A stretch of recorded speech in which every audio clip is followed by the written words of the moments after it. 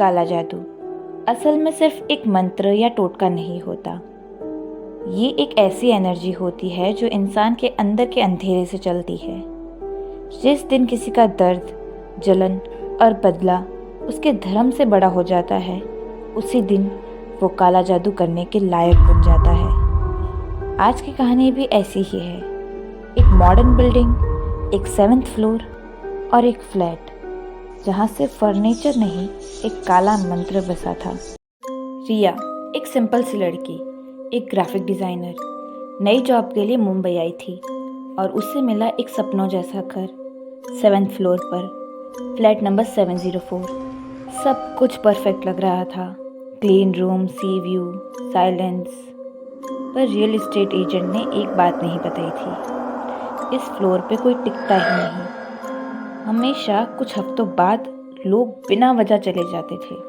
रिया को फ्लैट में अपना सामान सेट करते करते रात के 2 बज जाते हैं और फाइनली जैसे ही सारा काम ख़त्म होता है वो अपने बेड पर चली जाती है रेस्ट करने के लिए। लेकिन तभी उसे हॉल से आवाज़ आने लगती है, जैसे कि वहाँ कोई है और कुछ बोल रहा है। वो बाहर देखने जाती है तो देखती है हॉल में टीवी ऑन है।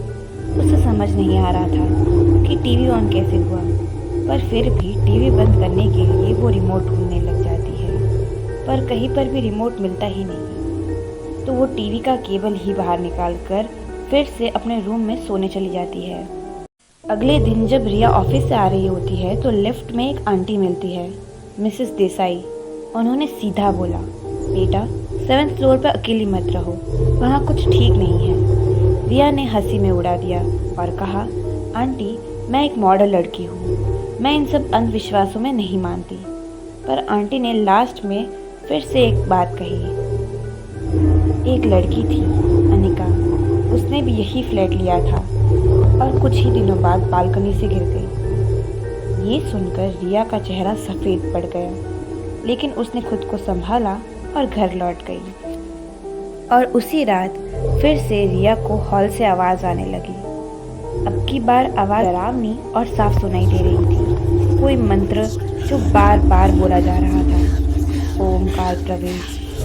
वो डरते डरते जैसे ही हॉल में गई, उसने देखा टीवी में ग्लिच है और वही मंत्र टीवी स्क्रीन पर ब्लिंक हो रहा है और आवाज़ का वॉल्यूम बढ़ता ही जा रहा है। सबसे डरावनी बात थी कि टीवी बिना केबल के ऑन थी।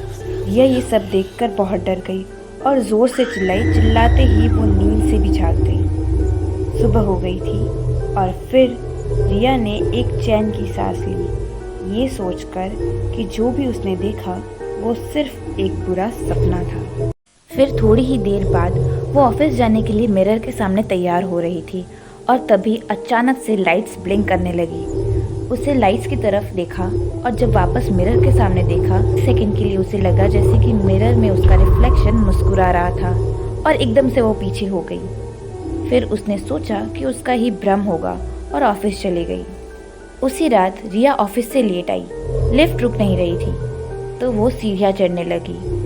6th फ्लोर तक सब नॉर्मल था, पर जैसे ही 7th फ्लोर पर पहुंची, हवा बर्फ जैसी हो गई थी और फ्लैट का डोर खुला हुआ था। उसने धीरे धीरे अपने कदम आगे बढ़ाए और देखा अंदर सब कुछ उलट-पुलट है और बालकनी में मिट्टी का गोल सर्कल बना था।